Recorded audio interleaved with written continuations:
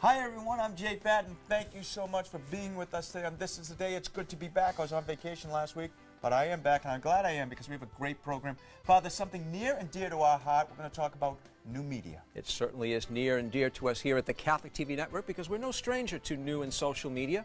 And so we're very excited to have the chance to chat today with Brendan Vogt, who has pulled together this book on the church and new media. And our own Scott Landry contributed a great chapter to this book, Jay. Yes, he did. Kevin Nelson, what we hear about in the news today? Jay, the church pays tribute to U.S. Cardinal John Foley, who passed away over the weekend. Also, the Pope confirms he's going to Mexico and Cuba in the spring. And we'll tell you about a class at Catholic University where cell phones are encouraged to be used. All those stories ahead in the news. Jay? All very interesting, Kevin. All that and much more right now on This Is the Day.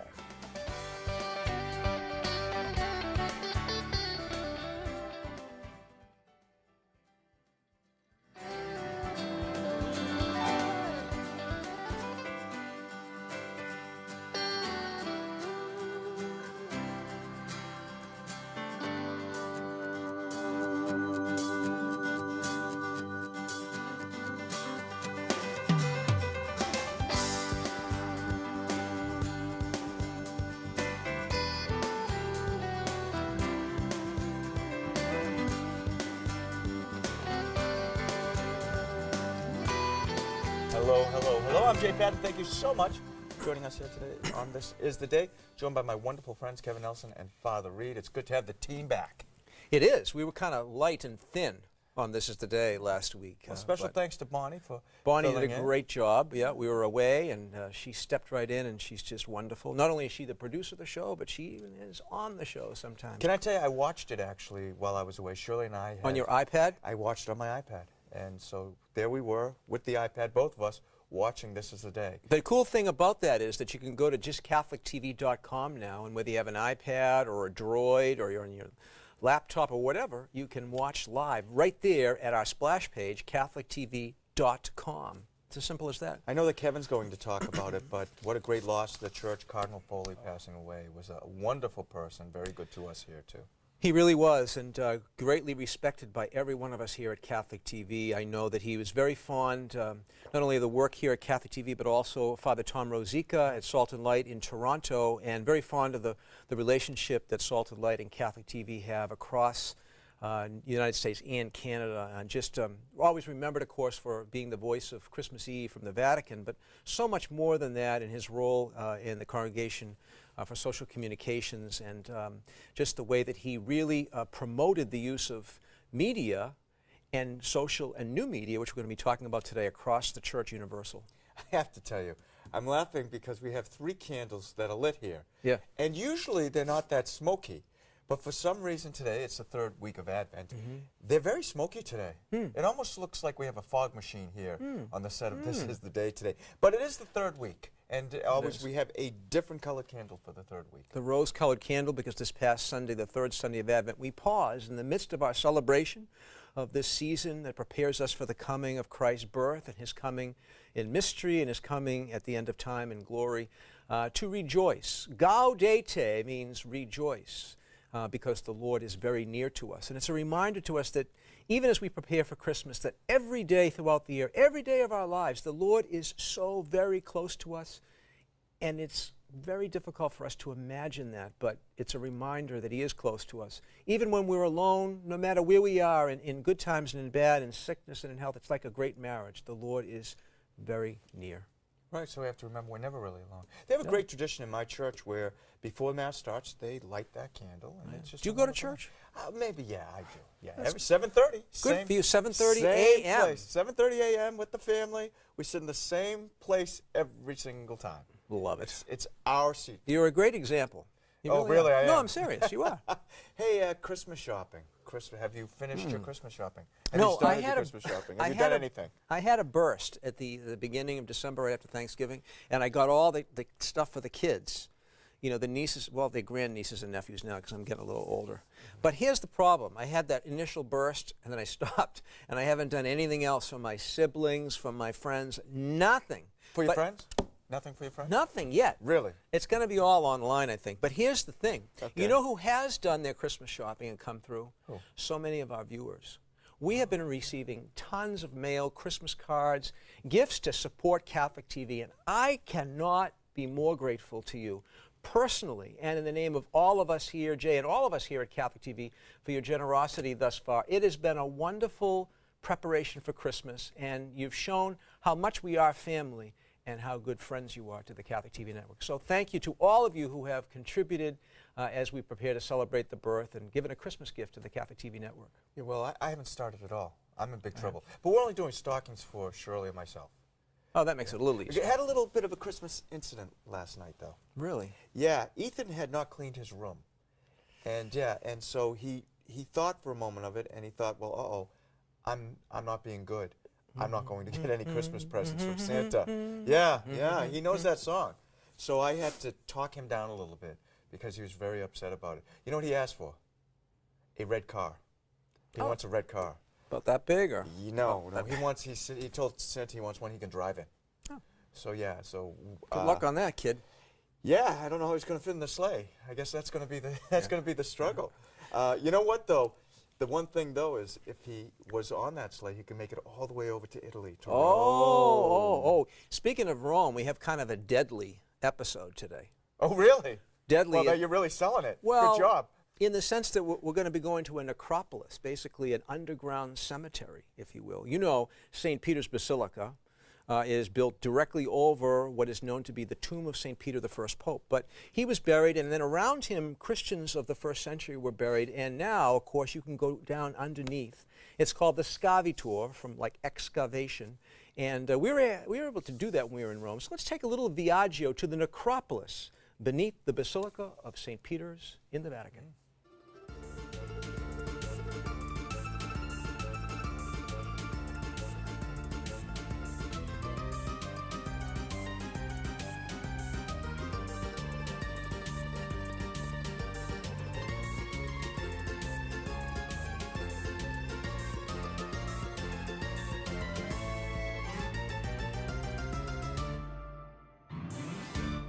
Back in Rome, I'm Father Reed. Ciao, amici. We're here at the entrance to what's known as the Scavi, or the excavation under St. Peter's Basilica, which is just next to me. You know, St. Peter's here in Rome is built on top of a more ancient basilica that was constructed by the Emperor Constantine in the 4th century, and that over what he and everyone else at the time understood to be the tomb of St. Peter. Pope Pius XII began renovation in the crypt of St. Peter's Basilica, and that was a decision with unforeseen consequences, because when the workmen began, they discovered a series of tombs that seemed to be part of a kind of necropolis, complete with walls and streets and benches and funeral monuments and so forth. And while the Second World War raged throughout Europe, Pope Pius XII quietly authorized a full-scale archaeological excavation in that area under St. Peter's, which continued throughout the 1940s. Digging underneath the papal altar of the basilica, excavators found a shrine, the Greek tropeion, which is a Greek word for trophy, supporting what may have been an altar. The floor of the tropeion had an open delineating the boundaries of a grave. At the back of the tropeion was a red wall that was covered with graffiti, and it contained a secret marble-lined repository. One piece of the graffiti, decoded, seems to say, "Peter is here." In this ancient burial ground, this central grave was surrounded by other graves which radiate toward it. It appears that the remains of St. Peter, which would have been among the most jealously guarded relics of the ancient Roman Christian community, had been buried, perhaps immediately after his death, in the Vatican Hill Cemetery. His body was probably placed here secretly, but with clues to indicate to pilgrims the location of the tomb of St. Peter. These are more than excavations. Simon was a personal friend of Jesus of Nazareth. Through that friendship, he became Peter, the rock upon which the church is literally built. Here, our Christian faith takes on historical tangibility. In this place, we touch the grittiness of Catholicism. For almost 2,000 years, pilgrims from all over the world have come here to venerate this man's remains. Why? Well, real things happened to real people here who made real life and death decisions and staked their lives, not on stories or fables, but on what they had come to know and believe, that Jesus Christ is truly risen and his gospel is truth. From the ancient necropolis under St. Peter's Basilica, I'm Father Reed. Ci vediamo presto.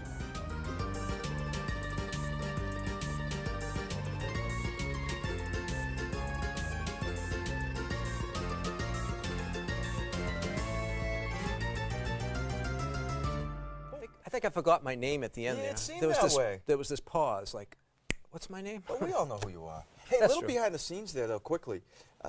We had to do that a couple times because cars go through there, Yeah. and you'd be doing it, and all of a sudden a car would go through, and we'd have to do it again. Start from scratch. We'd have to start from scratch. But they were very kind to us at the Vatican. The nice thing, too, those pieces are now available, and I know we're going to be talking to Brendan in just a moment. They're available on our website and also on YouTube. So, Well, joining us now is Brandon Vogt. Brandon, how are you?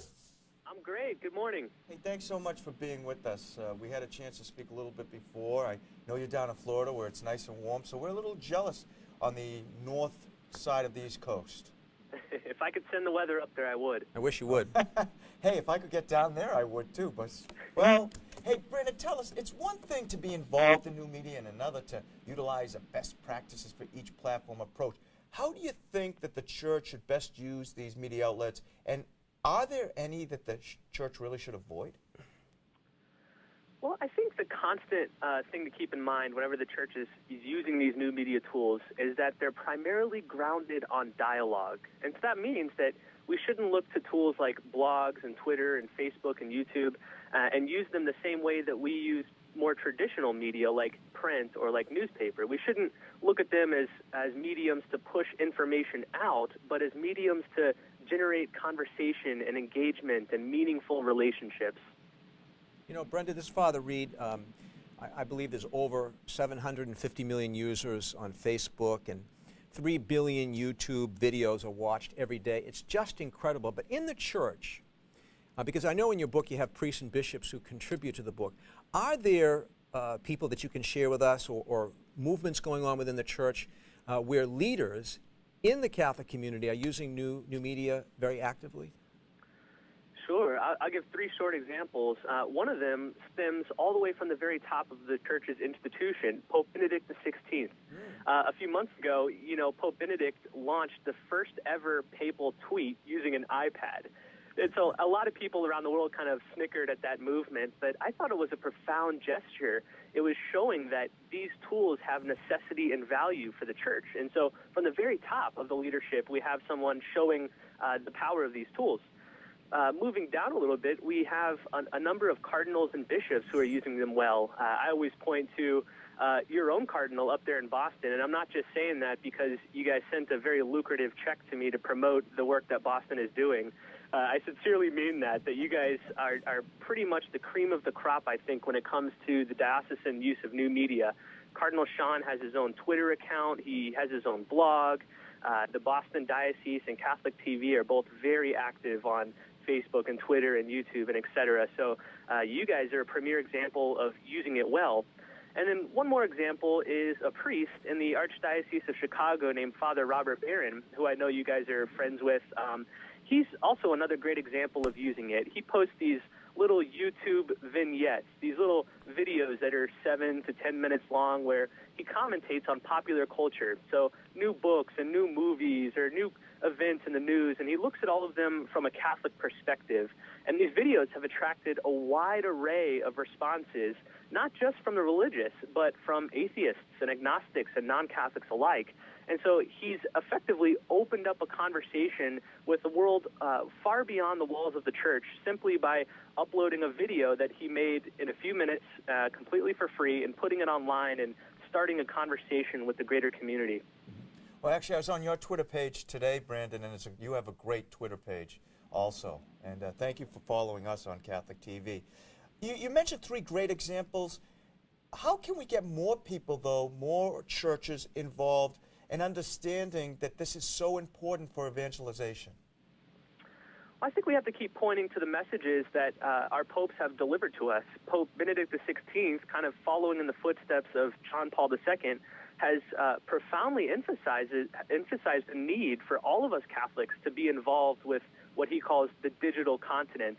And even before them, Pope Paul VI, and his great messages on evangelization, he actually said that us Catholics would stand guilty before God if we didn't take advantage of all the communication tools we have at our disposal. And so we need to point not only to the statistics that show that these tools aren't just a trend or a fad that's going to be passing away, they have staying power, but also to the fact that the leaders, the leaders of our church are telling us that we need to be using these tools to connect with Catholics and non-Catholics alike. And they're absolutely right. Now, from your perspective, now you're a husband, you're a dad. I understand you're a convert to the Catholic faith. You're a mechanical engineer. How do all these roles help you in your Catholic writing, particularly online? I think it helps because I am involved in so many different spheres. You know, I work a regular day job, and so I have a lot of friends at work. I have friends in my parish. I have friends that are evangelicals, and I have friends that are atheists and agnostics, much like most of the listeners here. The great part about these tools is that they allow you to kind of blend all these spheres together. And so on Facebook, it's a global conversation where there's not much delineation between Catholics and non-Catholics. And so for us looking to evangelize, that's a phenomenal gift because that means that there's really no barriers to reaching people in all sorts of secular spheres. Brandon, where can people learn more about your work and where can they order the book? I have a personal blog called The Thin Veil, which can be found at thinveil.net. And then you can find out all sorts of information about the book and download all sorts of extra materials and buy the book itself by going to churchandnewmedia.com. Well, Brandon, thank you so much for being with us today. It's a real pleasure. Great book. It's a great book, and keep up the great work. Thank you. It was great being on. Hey, and thanks for being a supporter of Catholic TV. We really appreciate that. Oh, I love what you guys do. Thank you. And a Merry Christmas. It's a little early, but Merry Christmas. Thank you. Okay, too. God bless. Kevin, how you doing over there? Jay, Father Reed, how you doing? Hello. We are doing very, very well. You know, you piqued my interest a little bit with some of the things you were talking about at the opening of the show, so I can't wait to listen to your newscast. Well, that's the idea, Jay. Hey, what's going on around the world in the Catholic faith? All right, thanks, Jay and Father Reed. Hello, everyone. It is time to take a look at the news. And we begin from the Vatican. U.S. Cardinal John Foley, who led the Church's Social Communications Council for more than 2 decades, passed away on Sunday after a battle with leukemia. Cardinal Foley was 76 years old. John Thavis of Catholic News Service has more on the death of Cardinal Foley, as well as the latest news from the Vatican in this report. And here at the Vatican Press Office, people are reacting to the news of the death of Cardinal John Foley, who died of leukemia yesterday in Philadelphia at the age of 76. Cardinal Foley was much loved by journalists here, and one reason was that he understood journalism, having been a reporter himself. For 25 years, he headed the Vatican's Council for Social Communications, issuing documents on ethics in advertising, pornography, and opportunities presented by the internet. When he appeared at a press conference, reporters were usually treated to 2 things that are kind of rare around here: brevity and wit. Cardinal Foley was to the point, and he often left us laughing. Pope Benedict has sent a telegram of condolences praising Cardinal Foley's work in media and his efforts on behalf of Christians in the Middle East. In other news, Pope Benedict met this morning with New Zealand bishops who are making their ad limina visits. The Pope also met with England's chief rabbi, Lord Jonathan Sacks, who said he had asked for a papal audience to discuss the current economic crisis and its effect on Europe. And other news from the Vatican. During his homily at Mass at St. Peter's Basilica celebrating the feast of Our Lady of Guadalupe, Pope Benedict XVI confirmed he will travel to Mexico and Cuba in the spring. He said that he is making this apostolic journey to proclaim the word of Christ and to strengthen the conviction that this is a precious time to evangelize with a steady faith, a lively hope, and an ardent charity. In addition to marking the feast of Our Lady of Guadalupe, patroness of the Americas, the Pope's Mass marked the bicentennials of many Latin American countries, which gained their independence from Spain between 1810 and 1825. The Pope said the bicentennial celebrations should not only recall historical, social, and political events, But he said they also should include recognition of the Christian faith of the vast majority of the region's people and how that faith contributed to the development of society.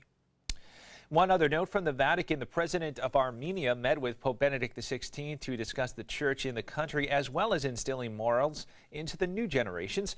Rome Reports has more on the meeting and how the two heads of state are hoping to improve relations. The Pope was visited by Armenian President Serge Sargsyan at the Vatican on the morning of December 12th. He was accompanied by his foreign minister and a delegation from Armenia. In their meeting, the two spoke about the roles of the Armenian Apostolic Church and the Catholic Church in the Eurasian country. They also discussed the importance of instilling moral values into new generations. As customary with visiting heads of state, they made an exchange of gifts. President Sargsyan later met with the Vatican's Secretary of State, Cardinal Tarcisio Bertone. His meeting with the Pope was part of a working visit to the Vatican and Italy meant to improve relations with Armenia. In news from around the country, for the 6th year in a row, Pope Benedict XVI was voted the top newsmaker by an annual poll conducted by Catholic News Service. Among the 30 news stories on the ballot, the introduction of the English translation of the Roman Missal topped the religious news stories of 2011. The global economic downturn was voted second, and the democracy movement in the Middle East took third place. Among the 24 newsmakers on the ballot, Archbishop Timothy Dolan of New York, president of the U.S. Conference of Catholic Bishops, came in second behind the Pope, and U.S. President Barack Obama was the third top newsmaker. The poll was the 50th annual survey conducted by CNS. When the poll was first conducted in 1962, the top story was the opening of the Second Vatican Council. Last year, the recovery and rebuilding effort that followed the devastating January earthquake in Haiti was the top religious story of the year. Rounding out the top 5 for religious news stories were the Irish Church's sex abuse scandal and the issue of religious freedom. Pope Benedict, who has been the top religious newsmaker in the CNS poll every year since 2006, took first place this year for his travels to Croatia, Benin, Germany, and Spain, his declaration of the upcoming year of faith, and his meetings with U.S. bishops, which were to continue into 2012. And finally in the news, when was the last time you heard of a college professor asking students to take out their cell phones during class?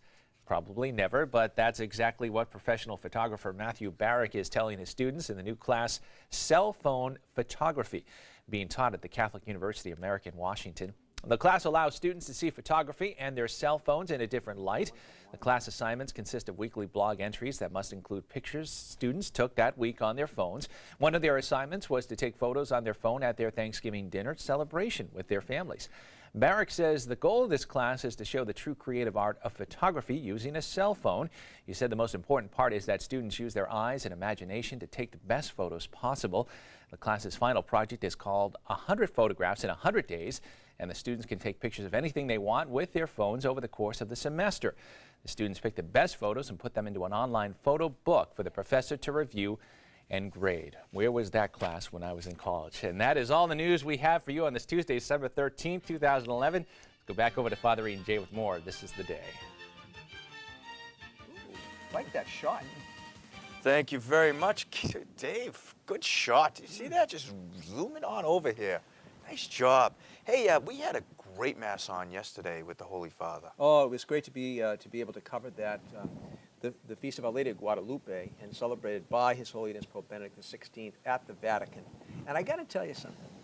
Having gone to school in Rome and everything, it was the very first time I've ever seen guitars being used in the music at Mass at St. Peter's. Very unusual. Really? Yeah.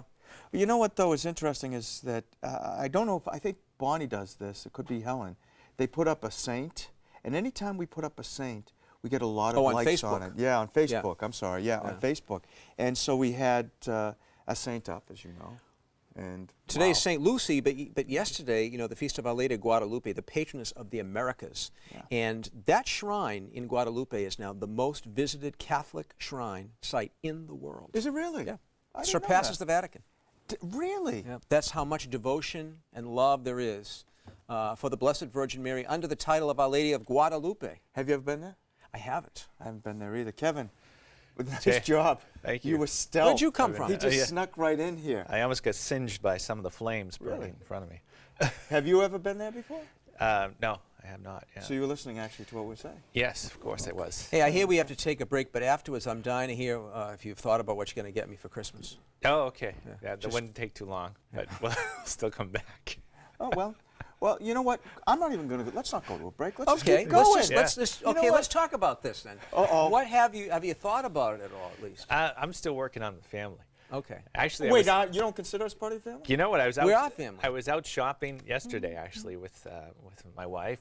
You know, we had the day off yesterday, and met some great people. Came up to me and you know, thanked They knew who you were? CatholicTV and stuff. Yeah, it was great. And then that didn't jog your memory to get something for your friends who sit on the set with you? Well, you know, family, of course, we've talked about family being how important that is in our lives, and then we sort of move on to, you know, friends and things like that. So we're not friends either. We're not we haven't family got there nor yet. friends. I'm still working on the family. Oh, okay. So I'm working on. Well, you are doing it right. You are doing it right. Hey, one of the things we had here recently, which was wonderful, is we premiered the boys' choir, the Rosary, and you know, right on the front cover. Beautiful rosaries recorded down at the Basilica of the National Shrine of the Immaculate Conception, appropriately enough, in our nation's capital. And actually, the boys' choir, the Catholic TV unofficial choir, is the cover story for this month's Catholic TV Monthly. And along with that cover story, all kinds of news about Advent and then Christmas programming, because Christmas is coming up a couple weeks, less than 2 weeks. So if you don't receive a copy of the December edition of the Catholic TV Monthly, we would love to send you a copy. Here's the address. And then we'll put you on the list, and you'll get it every month thereafter for free. Think of it. And online, there's an extended version of it, too. There is. Like, if you go to CatholicTV.com and click on magazine, you can read that. Or if you have an iPad or an iPhone, you can download the app for free. It's called iCatholic. I have to tell you something, by the way. You know, when you say it's only 2 weeks, if you can believe it. I can believe it, and Kevin's going to appreciate this. I get a countdown every single day, how many more days left before Christmas with my kids. Well, not my daughter quite as much, but my 2 sons, every single day. Do you get that? Well, they're really excited. We actually just picked up an elf. Ever hear this elf on the shelf thing? No. Yeah. So Both of us.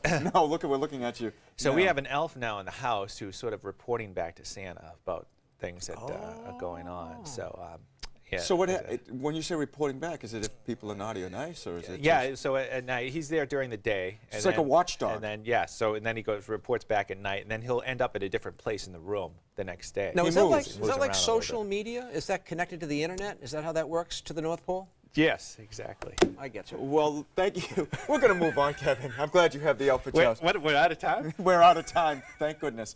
Thank you so much for being with us today. Know that all of you are in our thoughts and in our prayers. And we ask God's blessing upon you to remind you that the Lord is very near.